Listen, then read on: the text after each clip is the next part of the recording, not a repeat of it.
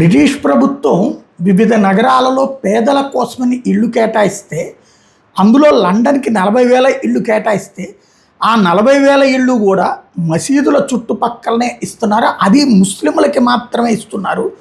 British ప్రజలకే ఈ అవకాశం లేకుండా చేస్తున్నారు. చివరికి క్రిస్టియన్ దేశంలో ముస్లింల కోసం ఇళ్ళు ఇవ్వడం బిగించేసి మమ్మల్ని మాత్రం రోడ్ల మీద అద్దెలకు ఉండేటటువంటి పరిస్థితి చేస్తున్నారు. ఇప్పుడు బ్రిటిషర్లు ఆగ్రహం వ్యక్తం చేస్తున్నారు.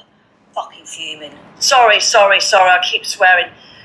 Sadiq Khan, he's just announced, I've got to read it, because he's just announced a new proposal to build 40,000 new council homes, specifically prioritised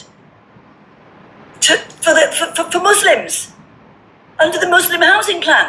They're to be built near mosques and halal shops. Am I hearing that right? Is that not divisive? Is that inclusivity? బ్రిటన్లో జరుగుతున్నటువంటి పెద్ద చర్చ మరొకసారి London వేదికగా సాగుతుంది.